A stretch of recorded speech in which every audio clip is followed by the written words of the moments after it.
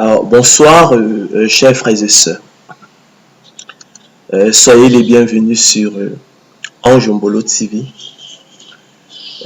Comme toujours, c'est un réel plaisir pour moi de venir à vous.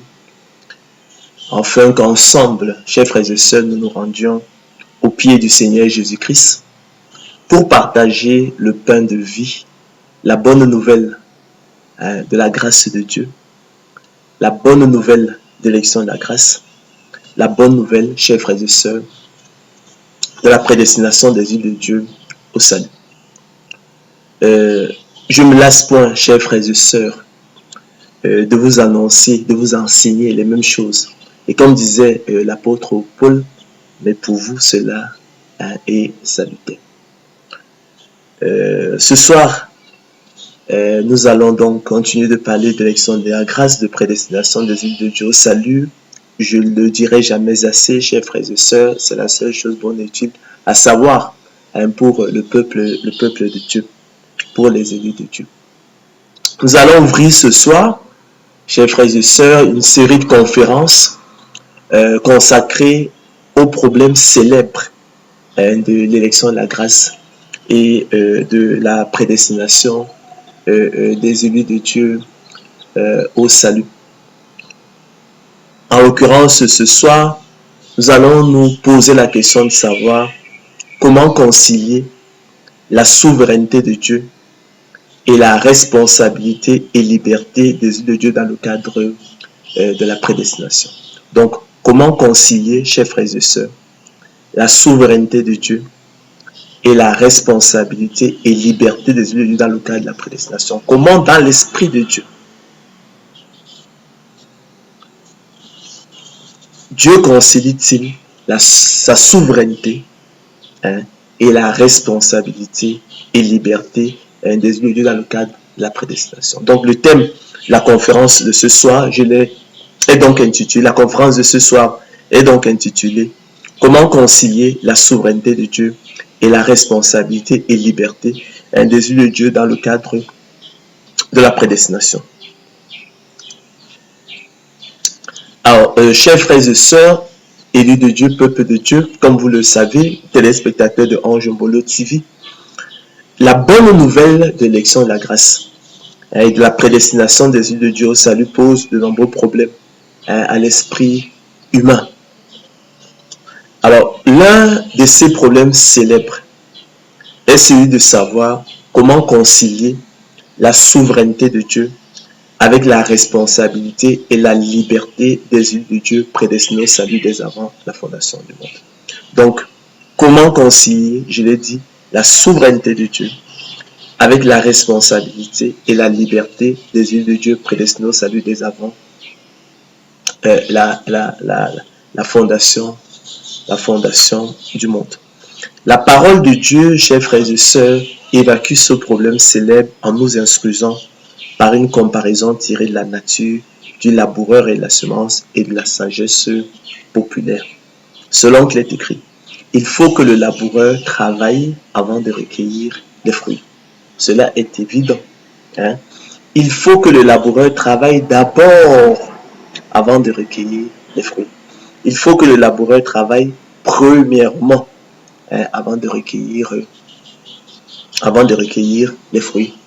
Alors, cette parole de l'apôtre Paul dans 2 Timothée 2,6 est extraordinaire. Elle est précieuse. Elle illumine comme ça notre esprit, notre intelligence d'une compréhension nouvelle des choses. Plusieurs ont lu ça sans le comprendre. Pourtant, la clé est là. Donc, comment, chers frères et sœurs, concilier la souveraineté de Dieu avec la responsabilité et la liberté des élus de Dieu prédestinés au salut dès avant la fondation du monde? La parole de Dieu, chers frères et sœurs, évacue ce problème célèbre en nous instruisant par une comparaison tirée de la nature, du laboureur et de la semence et de la sagesse populaire, selon qu'il est écrit. Il faut que le laboureur travaille avant de recueillir les fruits. 2 Timothée 2,6. Il faut que le laboureur travaille d'abord avant de recueillir les fruits, c'est évident.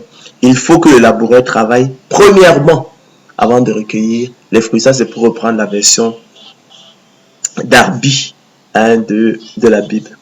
En effet, chers frères et sœurs, par le don de la foi, qui est la semence de Dieu en ses élus,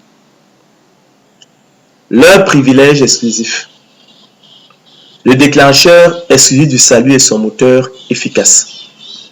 L'élu de Dieu, chers frères et sœurs, est semblable au laboureur, disposant de la semence de maïs, d'haricots, de cacao ou encore d'arachide, dont il est notoire, avéré, établi, absolument certain, et je pèse les mots, absolument certain, et largement connu, que la culture produira le précieux fruit que sont les épis de maïs, les gousses d'haricots, les cabosses de cacao ou les coques d'arachide, selon le cas, mais qui, naturellement, chers frères et sœurs, ne dispense aucunement le laboureur de travailler.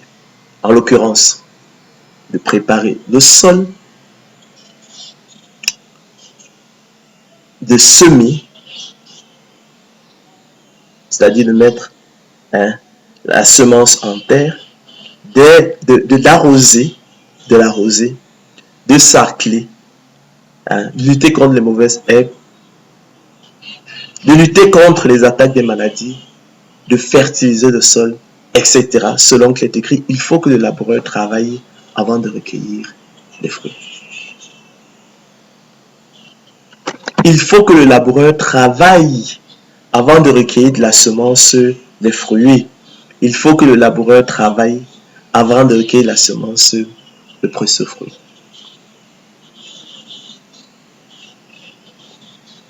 Je pense que ça se comprend. Il va sans dire que si le laboureur s'amusait à abandonner la semence dans un tiroir, c'est-à-dire qu'il ne labourait pas le sol, il ne plantait pas, il ne pourrait rien en attendre. La semence dans le tiroir resterait stérile, improductive. Elle lui serait d'aucune utilité. Il ne pourrait rien en attendre. Il ne pourrait pas en recueillir les fruits, il ne pourrait pas recueillir le précieux fruit. De même aussi, chers frères et sœurs, et par analogie, toujours l'analogie, de même aussi et par analogie, comprenez-le bien, donc chers frères et sœurs, il faut que l'élu de Dieu travaille et persévère avant de recueillir de la semence de Dieu en lui, le précieux fruit qu'est le salut, le repos de l'âme et la vie éternelle. De même aussi et par analogie, chers frères et sœurs, il faut que l'élu de Dieu travaille et persévère avant de recueillir du don de la foi, qui est la semence de Dieu en lui, le précieux fruit qu'est le salut, le repos de l'âme et la vie éternelle. En effet, chers frères et sœurs, si le laboureur par extraordinaire s'amusait à abandonner sa semence dans un tiroir, il va sans dire qu'il ne pourrait rien en attendre, car celle-ci demeurerait inféconde, stérile, improductive. Évident. On n'a pas besoin de schéma. Il en est ainsi, chers frères et sœurs, de la foi. Si elle n'a pas les œuvres, elle est morte en elle-même, affirme l'apôtre Jacques dans son épître. Donc, il en est ainsi du don de la foi, chers frères et sœurs. Il en est ainsi de la semence de Dieu en nous. Si elle n'a pas les œuvres, chers frères et sœurs, elle est morte en elle-même. Mes frères, explique l'apôtre Jacques, que sert-il à quelqu'un de dire qu'il a la foi s'il n'a pas les œuvres? La foi peut-elle le sauver? Le don de la foi peut-il le sauver? La semence de Dieu peut-elle le sauver?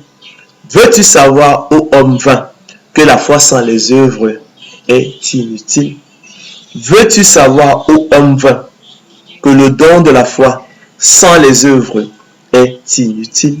Veux-tu savoir, ô homme vain, que la semence de Dieu sans les œuvres est inutile? Abraham, notre père, ne fut-il pas justifié par les œuvres lorsqu'il offrit son fils Isaac sur l'autel? Tu vois que la foi agissait avec ses œuvres. Tu vois que la foi agissait avec les œuvres d'Abraham. Et que par les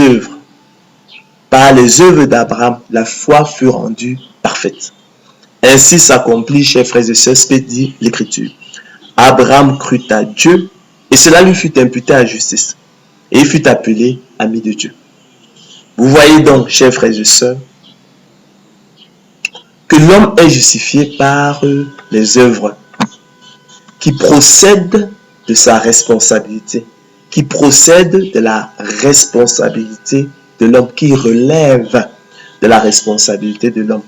Et non pas à la foi seulement, qui elle procède de la souveraineté de Dieu à travers le don de la foi. Hein? Comme vous le savez, la foi ne vient pas de l'homme, mais est un don de Dieu. Hein? Selon qu'il est écrit, c'est par grâce que vous êtes sauvés par le moyen du don de la foi.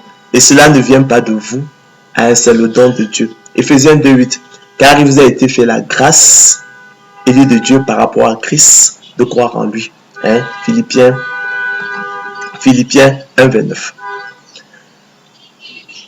Rahab la prostituée ne fut-elle pas également justifiée par les œuvres lorsqu'elle reçut les messagers et qu'elle les fit partir par un autre chemin? Comme le corps sans âme est mort, de même, chers frères et sœurs, la foi sans les œuvres est morte. Comme le corps sans âme est mort, de même, chers frères et sœurs, le don de la foi sans les œuvres est mort. Comme le corps sans âme est mort, chers frères et sœurs, de même la semence de Dieu sans les œuvres est morte, conclut-il. Ne vous y trompez pas, mes frères bien-aimés. Si le laboureur, faites-en l'expérience, par extraordinaire, s'amuser à abandonner sa semence dans un tiroir, il va sans dire qu'il ne pourrait rien en attendre, car celle-ci demeurait un feugon stérile, improductif. Sachez-le, hein, mes frères bien-aimés, chers téléspectateurs hein, de Ange Mbolo TV. C'est pourquoi donc, poursuit l'apôtre Jacques hein, dans son épître, rejetant toute souillure et tout excès de malice, recevez avec douceur la parole qui a été plantée en vous, la semence qui a été plantée en vous et qui peut sauver vos âmes. Et comme disait le psalmiste, aujourd'hui, si vous entendez sa voix, n'endurcissez pas vos cœurs. Mettez en pratique la parole et ne vous bornez pas à l'écouter en vous trompant vous-même par de faux raisonnements. Car si quelqu'un écoute la parole et ne la met pas en pratique, il est semblable, chers frères et sœurs, à un homme qui regarde dans un miroir son visage naturel et qui, après s'être regardé, s'en va et oublie aussitôt quel il était. Mais celui qui aura plongé les regards dans la loi parfaite, la loi de la liberté, et qui aura persévéré, n'étant pas un auditeur oublieux, mais se mettant à l'œuvre, celui-là sera heureux dans son activité. Si quelqu'un croit être religieux, sans tenir sa langue en bride, mais en trompant son cœur, la religion de cet homme est vaine. La religion pure et sans tache devant Dieu notre Père consiste à visiter, rappelle-t-il, les orphelins et les veuves dans leurs afflictions et à se préserver des souillures du monde. C'est pourquoi donc, écrit l'auteur de l'Épître aux Hébreux, recherchez la sanctification sans laquelle personne ne verra le Seigneur. Mais de même, chers frères et sœurs, que l'on ne saurait imaginer le laboureur négligé, saccagé, et mettre le feu sur sa propre vigne dont il en attend le précieux fruit. De même aussi et par analogie, chers frères et sœurs, l'élu de Dieu ne saurait se détourner de la libre entrée dans le sanctuaire. Par la route nouvelle et vivante que le Seigneur de gloire Jésus-Christ a inaugurée pour lui au travers du voile qu'il a déchiré en deux par le milieu depuis le haut jusqu'en bas, pour s'approcher du grand souverain sacrificateur selon l'ordre de Melchisédek, qui peut sauver parfaitement ceux qui s'approchent de Dieu par lui, étant toujours vivant pour intercéder en leur faveur, et qui, après avoir été élevé à la perfection, est devenu pour tous ceux qui lui obéissent l'auteur d'un salut éternel. Car, chers frères et sœurs, de même que le précieux fruit de la vigne est un bien que le laboureur désire, de même aussi et par analogie, le salut, chers frères et sœurs, est un bien que l'élu de Dieu désire ardemment. Depuis que par la nouvelle naissance, opérée par le Saint-Esprit, venu habiter dans lui, il est revenu à son bon sens et s'est dégagé des chaînes du diable qui s'étaient emparées de lui pour le soumettre à sa volonté, selon qu'il est écrit. Quoique nous parlions ainsi, écrit l'auteur de l'Épître aux Hébreux, bien-aimés, élus de Dieu, nous attendons, pour ce qui vous concerne, élus de Dieu, des choses meilleures et favorables au salut. Car Dieu n'est pas injuste pour oublier votre travail et l'amour que vous avez montré pour son nom, ayant rendu et rendant encore des services aux saints. Nous désirons simplement que chacun de vous montre le même zèle pour conserver jusqu'à la fin. C'est ce dont il est question. Il faut achever la course, une pleine espérance. En sorte que vous ne vous relâchiez point et que vous imitiez ceux qui par la foi et la persévérance héritent des promesses. Lorsque Dieu fit la promesse à Abraham, ne pouvant jurer par un plus grand que lui, il jura par lui-même et dit, certainement je te bénirai et je multiplierai ta postérité. Et c'est ainsi, chers frères et sœurs, qu'Abraham, ayant persévéré, obtint l'effet de la promesse. Or, les hommes jurent par celui qui est plus grand qu'eux. Et le serment est une garantie qui met fin à tous leurs différends. C'est pourquoi Dieu, chers frères et sœurs, voulant montrer avec plus d'évidence aux héritiers de la promesse l'immutabilité de sa résolution, intervint par un serment, afin, chers frères et sœurs, que par deux choses immuables dans lesquelles il est impossible que Dieu mente, nous trouvions un puissant encouragement. Nous dont le seul refuge a été de saisir l'espérance qui nous était proposée. Cette espérance, chers frères et sœurs, nous la possédons comme une encre de l'âme sûre et solide. Elle pénètre au-delà du voile, là où Jésus est entré pour nous comme précurseur, ayant été fait souverain sacrificateur pour toujours, selon l'ordre de Melchisédek. Ainsi, élus de Dieu, chers frères et sœurs, peuple de Dieu, c'est à cause de nous, élus de Dieu, qu'il a été écrit que celui qui laboure doit labourer avec espérance. Donc c'est à cause de nous, élus de Dieu, qu'il a été écrit que celui qui laboure doit labourer avec espérance. Espérance ici comme attente confiante d'un bien qu'on désire. C'est ça l'espérance. Attente confiante d'un bien qu'on désire. Donc c'est à cause de nous, élus de Dieu, qu'il a été écrit que celui qui laboure doit labourer avec espérance. D'accord? Cette assurance-là que la semence de Dieu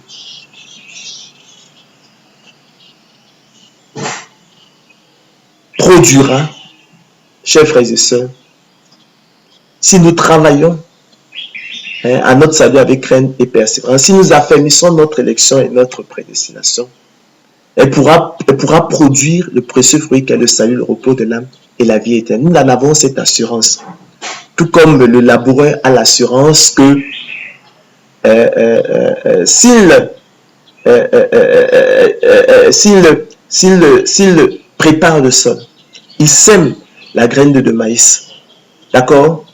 il arrose, il lutte contre Isaac, il lutte contre les attaques des parasites, il fertilise le sol, il arrose, hein, il pourra recueillir de la semence de maïs, le précieux fruit que sont les épis de maïs.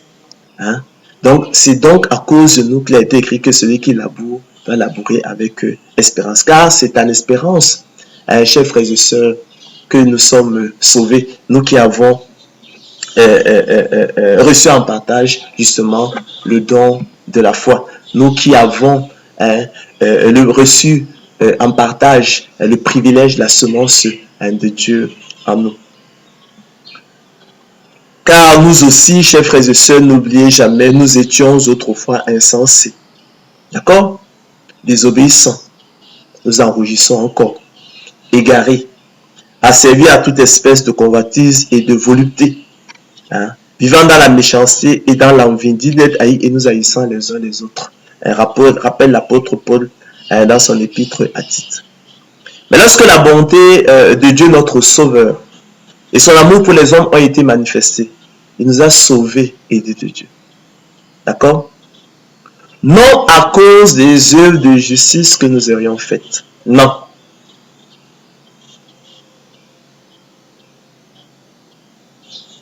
Nous qui étions alors ennemis de l'évangile. Mais selon sa miséricorde. Comment? Par la nouvelle naissance opérée par le Saint-Esprit qu'il a répandu sur nous, avec abondance par Jésus-Christ notre Sauveur, afin que, justifiés par sa grâce, déclarés justes par sa grâce, nous devenions en espérance héritiers de la vie éternelle, tout comme le laboureur, effectivement, qui a la semence. À la différence de celui qui n'a même pas de sévrance, est héritier d'une grande récolte, pourvu qu'il travaille, prépare le sol, sème, arrose, lutte contre les attaques des parasites, lutte contre les mauvaises herbes, fertilise le sol, etc. Oh, chers frères et sœurs, l'espérance qu'on voit n'est plus espérance. Ce qu'on voit, peut-on l'espérer encore? Mais si nous espérons ce que nous ne voyons pas, nous l'attendons avec persévérance. Hein? Permettez-moi ici de définir les mots qu'on utilise, parce qu'en fait, les incompréhensions naissent aussi de ce que nous ne comprenons pas toujours l'essence des mots. Alors, il faut décortiquer l'essence des mots, il faut les comprendre. Alors, à cet égard, chers frères et sœurs, rappelons que la persévérance est l'action de persévérer. Hein, c'est la qualité, c'est la conduite d'une personne qui persévère. Alors, et c'est quoi le sens du verbe persévérer? Le verbe persévérer, pour sa part, signifie continuer de faire, d'être ce qu'on a résolu par un acte de volonté renouvelé. C'est très important. Le verbe persévérer signifie pour sa part continuer de faire, d'être ce qu'on a résolu par un acte de volonté renouvelée. Dans la persévérance, hein, action de persévérer, conduite, qualité d'une personne qui persévère. D'accord? Et le verbe persévérer pour sa part signifie continuer de faire, d'être ce qu'on a résolu par un acte de volonté renouvelée. Par conséquent, chers frères et sœurs, la liberté de la volonté des élus de Dieu, prédestinés au salut dès avant la fondation du monde, se connaît sans preuve par la seule espérance que nous en avons à travers la persévérance des saints, qui au quotidien, comme l'apôtre Paul, soutiennent et combattent le bon combat de la foi pour saisir la vie éternelle à laquelle ils ont été appelés efficacement. En effet, chers frères et sœurs, la persévérance procède de la liberté de la volonté de l'homme, comme sous-entend le sens du verbe persévérer, qui, comme nous l'avons vu, comporte un acte de volonté renouvelée. Ainsi, la persévérance des saints témoigne de la liberté de la volonté des élus de Dieu prédestinés au salut dès avant la fondation du monde, ainsi que de leur responsabilité. La persévérance des saints, qui procède d'un acte de volonté renouvelée, atteste à un chef frères et sœurs de la liberté des élus de Dieu et de leur responsabilité. Nous avons dit que la persévérance, c'est l'action de persévérer. C'est la conduite, c'est la qualité d'une personne qui persévère. Le verbe persévérer pour sa part signifie continuer de faire, d'être ce qu'on a résolu par un acte de volonté renouvelé. D'accord? Dans la persévérance qui comporte donc un acte de volonté renouvelé témoigne, chers frères et sœurs, de la responsabilité et de la liberté de la volonté des élus de Dieu. Permettez-moi donc, chers frères et sœurs, opportunément, de rappeler la définition de la prédestination des élus de Dieu au salut dont parle la Bible. Il y a tellement de malentendus dessus. Afin qu'elle ne soit plus comprise de travers, à l'envers, pervertie, calomniée, mal aimée. Confondu avec le fatalisme, cet argument paresseux qui conclut à l'inutilité de l'effort. Ou qu'on n'en entende plus dire qu'elle exclut la responsabilité de l'homme, qu'elle exclut la liberté de l'homme, qu'elle soit incompatible avec la souveraineté de Dieu. Mais qu'elle soit chérie pour ce qu'elle est véritablement. Savoir l'expression de l'infinie richesse de la grâce de Dieu par sa bonté envers ses élus en Jésus-Christ. Je l'ai souvent dit et je dirai jamais assez, sans prédestination des élus de Dieu au salut, sans élection de la grâce, personne ne serait sauvé. D'accord? Parce que le salut est inaccessible à l'homme. Nous demeurons dans notre mort spirituelle, nous demeurons étrangers à la vie de Dieu. Nous demeurons homme animal. De façon pratique, donc, chers frères et sœurs, on peut définir la prédestination des élus de Dieu au salut, dont parle la Bible, comme le choix souverain de Dieu avant la fondation du monde. Et son appel efficace par le moyen du don de la foi, qui est la semence de Dieu dans ses élus. Leur privilège exclusif, le déclencheur exclusif du salut et son moteur efficace, les équipant et outillant, chers frères et sœurs, pour les rendre aptes et capables, non seulement de discerner quelle est la volonté de Dieu, ce qui est bon, agréable et parfait, mais aussi de la faire efficacement, de façon à accomplir l'esprit de la loi.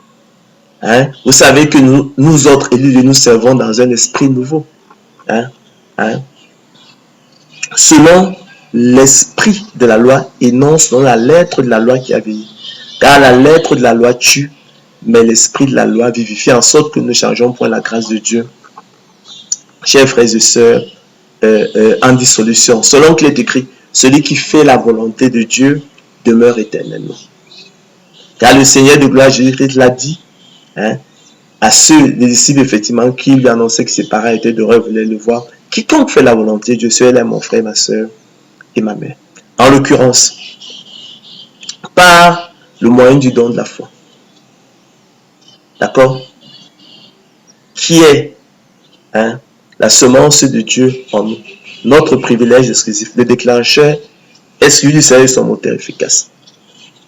Le Seigneur Jésus-Christ nous équipe, il nous outille. D'accord? Pour nous rendre aptes et capables d'aimer Dieu. C'est ce dont il est question. De croire au Seigneur Jésus-Christ. D'accord? Lui, le sauveur du monde. Ce dont est incapable, en fait, l'homme animal. Selon qu'il est écrit, mais l'homme animal ne reçoit pas les choses de l'Esprit de Dieu. Mais l'homme animal n'accepte pas les choses de l'Esprit de Dieu. Car elles sont une folie pour lui et il ne peut les connaître, il ne peut les aimer parce que c'est spirituellement qu'on en juge. Il nous rend donc aptes et capables de croire au Seigneur Jésus-Christ naturellement, de prendre plaisir à la loi de Dieu et de se réjouir en suivant ses préceptes comme possédant tous les trésors. C'est ce qui fait notre joie.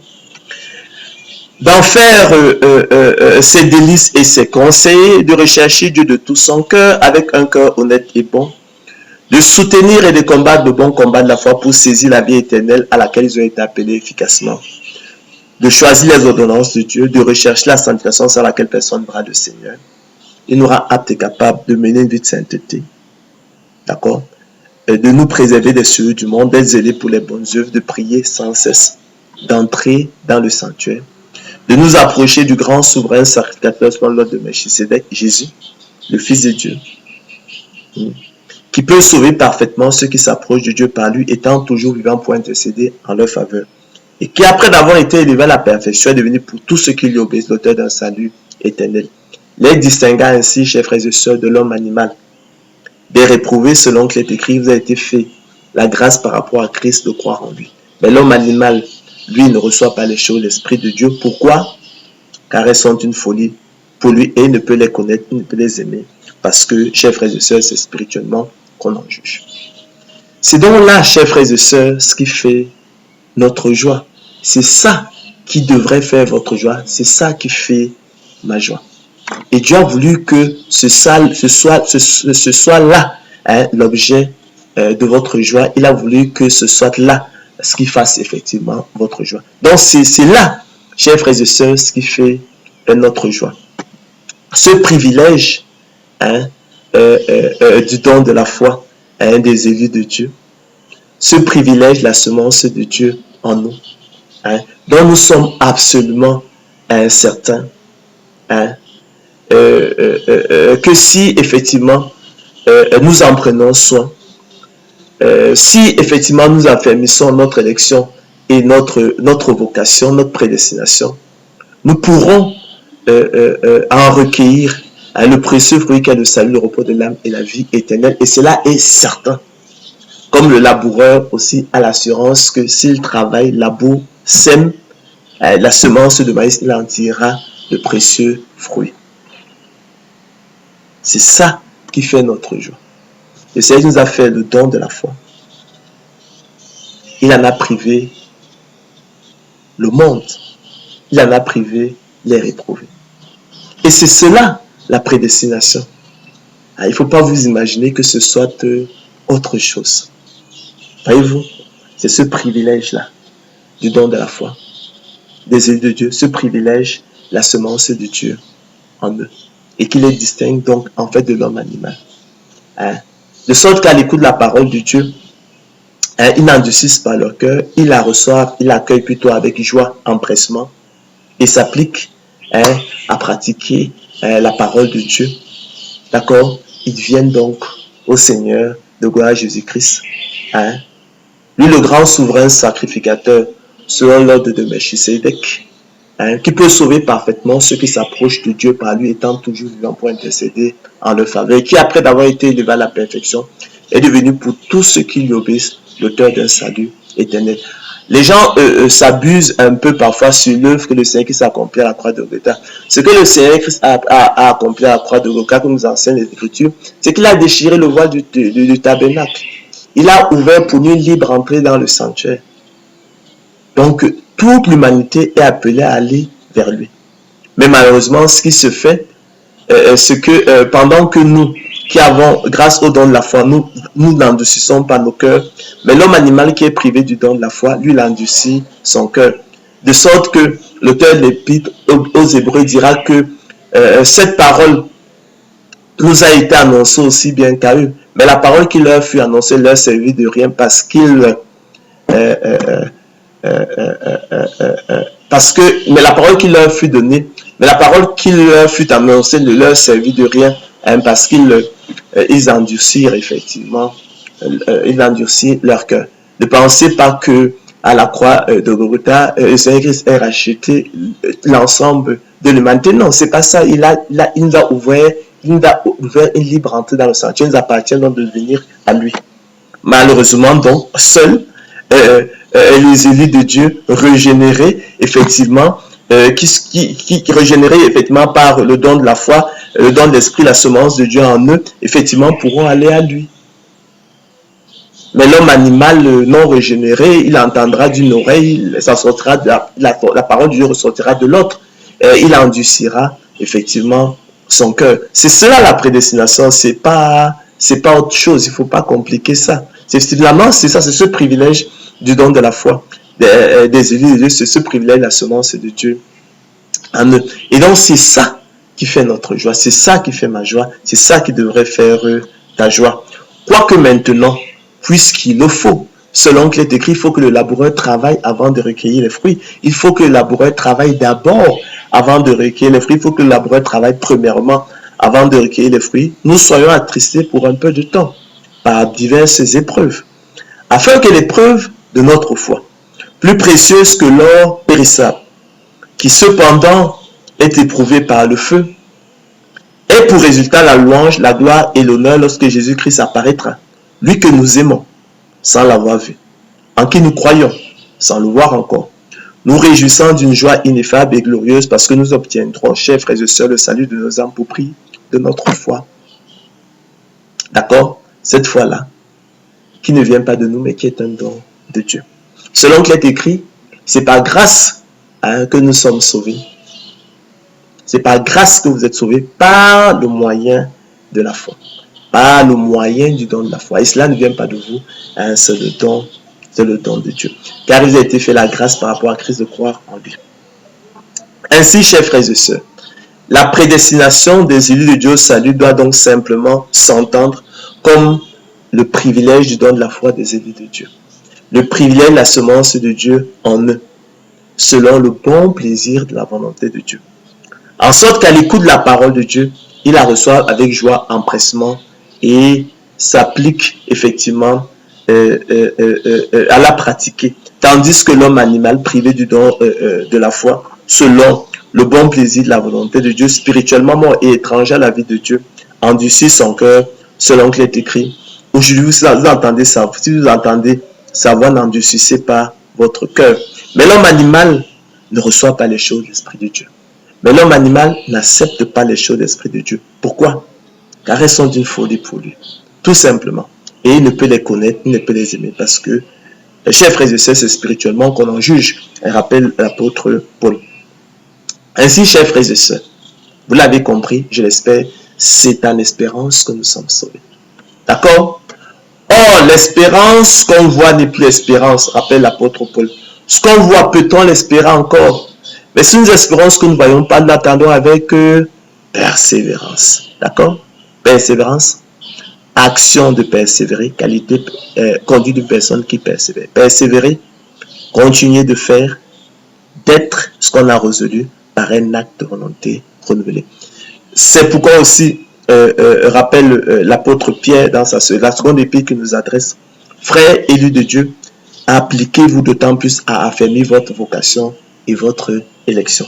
Appliquez-vous d'autant plus, élus de Dieu, à affermir votre vocation, votre prédestination au salut. Car en faisant cela, vous ne broncherez jamais. C'est ainsi en effet que l'entrée dans le royaume éternel de notre Seigneur et Sauveur Jésus-Christ vous sera pleinement accordée. Ainsi, mes bien-aimés, poursuit l'apôtre Paul dans son épître aux Philippiens. Comme vous avez toujours obéi, travaillez à votre salut avec crainte et tremblement. Travaillez à votre salut avec crainte et tremblement. De même qu'on dit qu'il faut que le laboureur travaille avant de recueillir les fruits. Il faut que le laboureur travaille d'abord avant de recueillir les fruits. Il faut que le laboureur travaille premièrement avant de recueillir les fruits. Il faut que le laboureur travaille avant de recueillir la semence, les fruits. Il faut que le laboureur travaille avant de recueillir la semence de précieux fruits. De même aussi, et par analogie, nous ne dirons jamais assez, il faut que le Dieu travaille et persévère avant de recueillir la semence de Dieu en lui, le précieux fruit qui est le salut, le repos de l'âme et la vie éternelle. De même aussi, et par analogie, il faut que le Dieu travaille et persévère avant de recueillir du don de la foi qui est la semence de Dieu en lui, le précieux fruit qui est le salut, le repos de l'âme et la vie éternelle. C'est pourquoi l'apôtre Paul, dans son épître aux Philippiens, nous demande de travailler à notre salut avec crainte et tremblement. Selon qu'il est écrit, il faut que le laboureur travaille avant de recueillir les fruits. Comprenez cela. Il poursuit donc en précisant que ce n'est pas, lorsqu'on parle de prédestination, lorsqu'on vous parle de prédestination, que nous ayons déjà remporté le prix. Non, ce n'est pas ça. C'est en espérance que nous sommes sauvés. Nous avons simplement ce privilège, la semence de Dieu en nous, contrairement au monde. D'accord? Nous sommes comme le laboureur qui dispose de la semence, à l'inverse de ceux qui n'en disposent pas et qui ne peuvent donc rien en attendre. de la terre. Hein. Mais le fait de disposer de la semence ne dispense aucunement le laboureur de travailler. C'est la même chose pour nous. D'accord?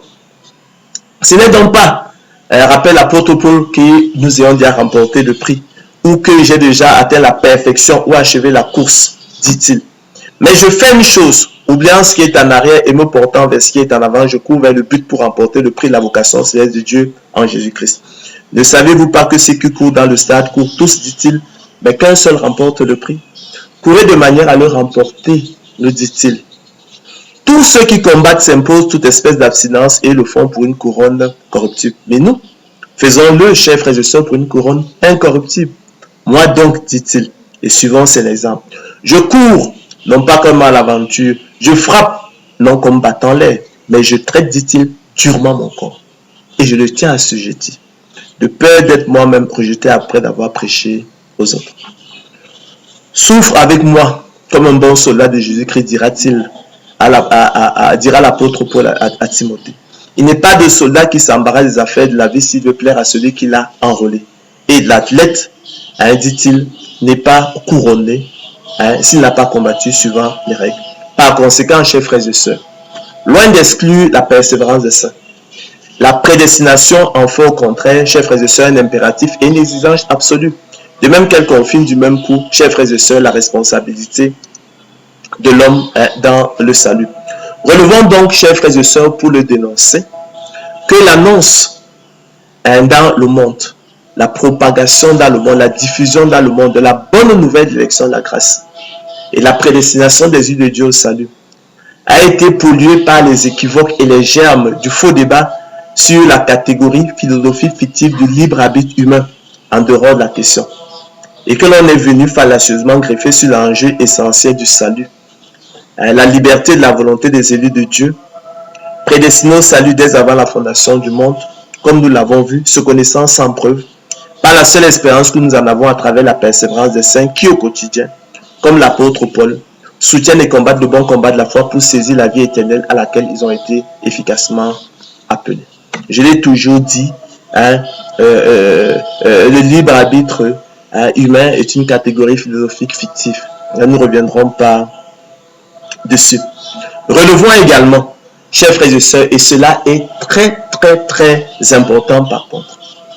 Bien que la prédestination, comme nous l'avons vu, fasse de la persévérance des saints un impératif et une exigence absolue, et qu'elle confirme, comme nous l'avons vu, la responsabilité de l'homme dans le salut, cependant, elle exclut catégoriquement, chers frères et sœurs, et ne laisse aucun mérite à l'homme dans le salut. Il faut que cela soit clair. Tous les mérites, chers frères et sœurs, revenant exclusivement au Seigneur de gloire Jésus-Christ. C'est lui l'auteur du don de la foi. D'accord? Nous avons vu que la foi ne vient pas de nous, elle ne vient pas de l'homme, mais est un don de Dieu. D'accord? Selon qu'il est écrit, c'est par grâce que vous êtes sauvés, par le moyen du don de la foi. Et cela ne vient pas de nous, c'est le don de Dieu. Car il vous a été fait la grâce par rapport à Christ, de croire en lui. Donc tous les mérites revenant exclusivement au Seigneur de gloire Jésus-Christ, auteur du don de la foi. Le don de la foi qui constitue le privilège des élus de Dieu, le déclencheur exclu du salut et son moteur efficace selon qu'il est écrit. Ou donc est le sujet de se glorifier. Il est exclu. Par quelle loi? Par la loi des œuvres, non, mais par la loi du don de la foi. Car nous pensons, écrit l'apôtre Paul, que l'homme est justifié par le moyen du don de la foi, sans les œuvres de la loi. Ou bien, Dieu est-il seulement le Dieu des Juifs, n'est-il pas aussi des païens? Si, il est aussi des païens, puisqu'il y a un seul Dieu qui justifiera par le moyen du don de la foi les circoncis, et par le moyen du don de la foi les incirconcis. Car qui est-ce qui te distingue? Qu'as-tu que tu n'aies reçu? Et si tu l'as reçu, pourquoi te glorifies-tu comme si tu ne l'avais pas reçu? Quoi donc? Sommes-nous plus excellents? Nullement, répond l'apôtre Paul. Car, chers frères et sœurs, nous avons déjà prouvé qu'à vous, élus de Dieu, il vous a été fait la grâce et le privilège par rapport à Christ de croire en lui. Or, cette grâce du don de la foi n'a pas été faite au monde selon le bon plaisir de la volonté de Dieu, selon qu'il est écrit, nous tous aussi, nous étions de leur nombre. D'accord? Dignes d'être haïs, nous haïssant les uns les autres. D'accord? Par nature, nous étions des enfants de colère. Donc, nous n'étions donc point plus excellents dans notre monde spirituel qui nous était commun. Aujourd'hui, nous sommes ce que nous sommes par la grâce de Dieu qui a bien voulu nous faire le don de la foi selon le bon plaisir de sa volonté dans le cadre de la prédestination selon le bon plaisir de la volonté de Dieu. Et vous verrez à la lumière, par exemple, si on nous permettrons d'aller à Zacharie 12, 10, s'agissant, par exemple, du fait que aujourd'hui, Israël soit ennemi de l'évangile, c'est simplement parce que Dieu ne leur a pas à ce jour fait le don de la foi. Mais au temps marqué, l'apôtre Zacharie nous dit qu'au temps marqué, hein, Dieu leur fera le don de la foi et Israël se convertira. D'accord? Se produira alors effectivement la résurrection nationale d'Israël, selon qu'il est écrit. Oracle, parole de l'Éternel sur Israël. En ce jour-là, et jamais avant, je m'efforcerai, dit l'Éternel, de détruire toutes les nations qui viendront contre Jérusalem. D'accord? Donc la bataille d'Armageddon. Alors je répandrai sur la maison de David et sur les habitants de Jérusalem un esprit de grâce et de supplication. Ça, c'est le don de l'esprit, le don de la foi. Salut. Et ils tourneront les regards vers moi. Ce sera là le résultat. Celui qu'ils ont percé. D'accord? Donc, ça, Israël va croire donc à la vérité au Seigneur Christ et sa conversion va donc se produire. Ils pleureront sur lui comme un pleur sur un fils unique. Ils pleureront amèrement sur lui comme un pleur sur un premier-né. C'est à ce moment-là seulement que se produira la repentance d'Israël, jamais avant. La résurrection nationale d'Israël, chers frères et sœurs, explique donc le prophète Zacharie, ne se produira pas avant ce temps marqué. C'est pourquoi aussi, jusqu'à ce jour, dans son monde spirituel, privé du don de l'esprit, privé du don de la foi, salut, Israël reste ennemi de l'évangile. Selon qu'il est écrit, en ce qui concerne l'évangile, écrit l'apôtre Paul dans Romains 11, 28, ils sont ennemis. Et ils tournent encore le dos au roi des rois, au Seigneur des seigneurs, au roi des Juifs. À Yeshua HaMashiach, au dernier et grand David, au Moïse par excellence. Aussi, bien-aimé de Dieu, l'apôtre Pierre adresse-t-il par exemple sa seconde épître à ceux qui ont reçu en partage une foi du même prix que la nôtre à l'exclusion du monde. Recevoir en partage rappelle savoir comme don naturel, selon qu'il est écrit. Simon Pierre, serviteur apôtre de Jésus-Christ, à ceux qui ont reçu en partage une foi du même prix que la nôtre, à ceux qui ont reçu comme don naturel une foi du même prix que la nôtre, par la justice de Dieu et du Sauveur Jésus-Christ. Je rappelle que l'expression justice de Dieu nous renvoie au salut. Et dans sa première épître, il pousse même la hardesse jusqu'à parler de l'église des élus. Ainsi, chers frères et sœurs, tout mérite que l'homme voudrait s'attribuer dans le salut ne serait qu'imaginaire et usurpation. Il faut que là aussi cela soit clair. D'accord? Oui.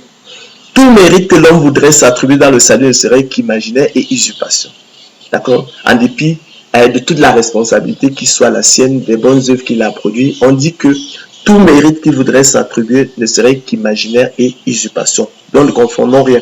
À cet égard, il est hautement significatif, chers frères et sœurs, que tous ceux à qui il a été fait le don de la foi, tous ceux qui ont reçu en partage la foi, salut, tous ceux à qui il a été fait la grâce par rapport à Christ de croire en lui viendront à lui, selon qu'il est écrit, tous ceux que le Père me donne viendront à moi, rappelle le Seigneur Christ en Jean 6, 37.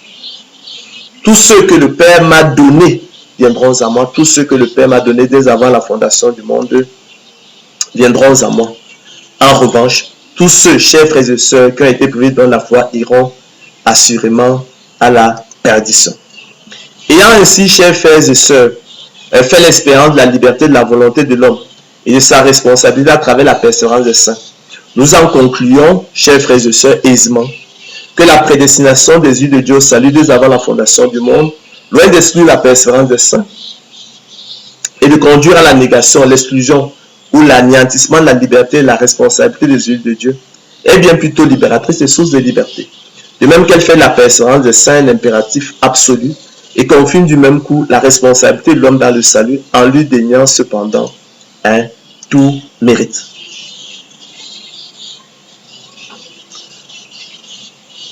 Je vous le rappelle, chers frères et sœurs, instruisons-nous, instruisez-vous par cette comparaison tirée de la nature, du laboureur, de la semence et de la sagesse populaire selon qu'il est écrit, il faut que le laboureur travaille avant de recueillir les fruits. D'accord? Procéder par analogie. Hein? C'est le moteur, c'est le cœur de la pensée. Toujours l'analogie. Le Seigneur nous a toujours instruit par des comparaisons tirées de la nature. Donc, instruisez-vous, chers frères et sœurs, par une comparaison tirée de la nature, du laboureur et la semence et de la sagesse populaire selon qu'il est écrit, il faut que le laboureur travaille avant de recueillir les fruits. En effet, nous l'avons dit, et comprenez-le, par le don de la foi, qui est la semence de Dieu dans ses élus. Leur privilège exclusif. Le déclencheur exclusif du salut est son moteur efficace. L'élu de Dieu, chers frères et sœurs, est semblable au laboureur disposant de la semence de maïs, d'haricots, de cacao ou encore d'arachide, dont il est notoire, avéré, établi, absolument certain. C'est absolument certain.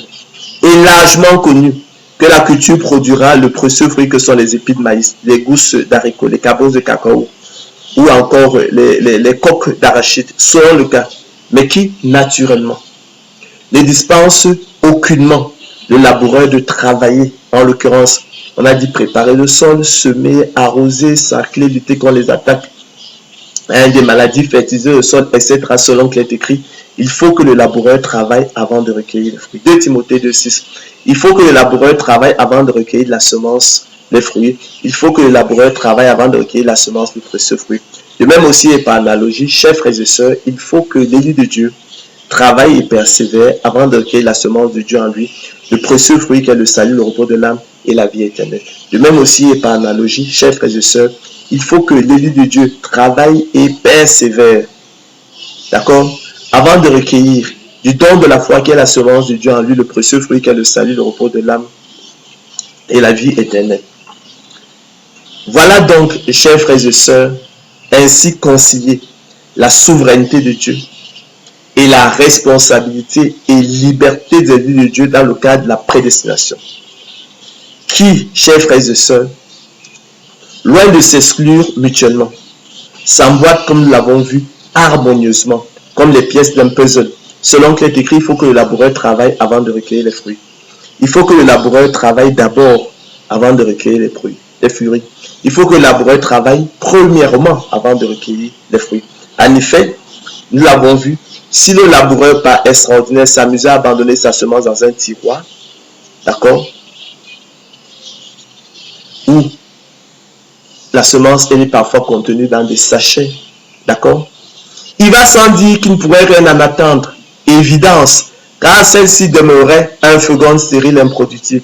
Il en est ainsi de la foi, nous a rappelé l'apôtre Jacques. Il en est ainsi du don de la foi, il en est ainsi de la semence de Dieu en nous, élus de Dieu. Si elle n'a pas les œuvres, elle est morte en elle-même. Mes frères, que sert-il à quelqu'un de dire qu'il a la foi s'il n'a pas les œuvres? La foi peut-elle le sauver? Le don de la foi peut-il le sauver? La semence de Dieu peut-elle le sauver? Veux-tu savoir, ô homme vain, que la foi sans les œuvres est inutile? Veux-tu savoir, ô homme vain, que le don de la foi sans les œuvres est inutile? Veux-tu savoir, ô homme vain, que la semence de Dieu sans les œuvres est inutile? Abraham, notre père, ne fut-il pas justifié par les œuvres lorsqu'il offrit son fils Isaac sur l'autel? Vous voyez, chers frères et sœurs, que la foi agissait avec les œuvres d'Abraham et que par les œuvres d'Abraham, la foi fut rendue parfaite. Il a pu recueillir de la semence de Dieu en lui le précieux fruit qu'est le salut, le repos de l'âme et la vie éternelle à travers ses œuvres. Parce qu'il a travaillé, il a persévéré. Comme le laboureur qui, disposant de la semence, ne se contente pas effectivement de la garder dans son sachet, dans le tiroir, mais il laboure le sol, il sème, il sac, et il peut en recueillir, il peut recueillir de la semence, le précieux fruit. Ainsi s'accomplit ce que dit l'Écriture, chers frères et sœurs. Abraham crut à Dieu et cela lui fut imputé à justice et il fut appelé ami de Dieu. Vous voyez donc, chers frères et sœurs, écrit l'apôtre Jacques, que l'homme est justifié par les œuvres qui procèdent de sa responsabilité, qui procède de la responsabilité de l'homme. Les œuvres procèdent de notre responsabilité. Et non pas à la foi seulement, qui procède de la souveraineté de Dieu, nous l'avons dit à travers le don de la foi. La foi qui ne vient pas de nous, mais qui est un don de Dieu, et que Dieu donne à qui il veut, selon le bon plaisir de sa volonté. Rahab, la prostituée, ne fut-elle pas également justifiée par les œuvres lorsqu'elle reçut les messagers et qu'elle les fit partir par un autre chemin? Comme le corps sans âme est mort, chers frères et sœurs, de même la foi sans les œuvres est morte. Comme le corps sans âme est mort, de même, chers frères et sœurs, la foi sans les œuvres est morte. Comme le corps sans âme est mort, chers frères et sœurs, la semence de Dieu sans les œuvres est morte. Nous sommes donc, chers frères et sœurs, parvenus au terme de notre conférence, et nous avons pu vous démontrer comment effectivement dans l'esprit de Dieu il parvenait effectivement à concilier sa souveraineté d'une part à travers justement le don de la foi, selon le bon plaisir de sa volonté, ce don de la foi qu'il déversait, qu'il faisait à ses seuls élus, selon le bon plaisir de sa volonté. C'est ça la souveraineté de Dieu. Nous allons montrer comment cette souveraineté de Dieu s'accordait harmonieusement comme les pièces d'un puzzle avec la responsabilité de l'homme, à travers effectivement les œuvres qu'il devait accomplir, sa persévérance, le travail qu'il devait accomplir pour pouvoir recueillir effectivement de la semence de Dieu en lui, le précieux fruit qu'est le salut, le repos de l'âme et la vie éternelle. Ce don de la foi, finalement, qui l'outillait, qui l'équipait pour le rendre apte et capable non seulement de discerner quelle est la volonté de Dieu, ce qui est bon, agréable, parfait, mais aussi de la faire efficacement de façon à accomplir l'esprit de la loi, et qui le distinguait effectivement de l'homme animal, qui effectivement à l'écoute de la parole de Dieu endurcissait son cœur, alors que nous, parce qu'effectivement Dieu nous fait le don de la foi, nous accueillons sa parole avec joie, empressement, et nous la mettons en pratique. Nous venons au Seigneur de gloire Jésus-Christ, lui le grand souverain sacrificateur, selon l'ordre de Melchisedec, qui peut sauver parfaitement ceux qui s'approchent de Dieu par lui étant tout vivant pour intercéder en leur faveur, et qui après l'avoir été élevé à la perfection de lui pour tous ceux qui lui obéissent l'auteur d'un salut éternel. Nous venons à lui, lui qui nous a ouvert une libre entrée dans le sanctuaire, et c'est ainsi que nous sommes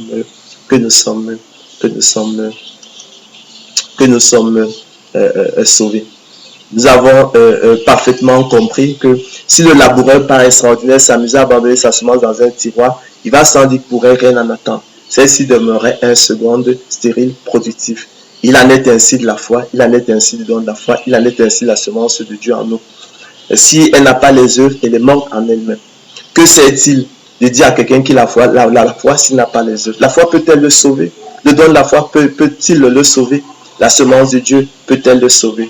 Veux-tu savoir, ô homme vain, que la foi sans les œuvres est inutile, que le don de la foi sans les œuvres est inutile, que la semence de Dieu sans les œuvres est inutile? Abraham, notre père, fut justifié par les œuvres lorsqu'il offrit son fils à Isaac sur l'autel. Nous voyons donc que la foi existait avec les œuvres d'Abraham et que par les œuvres d'Abraham, la foi fut rendue complète.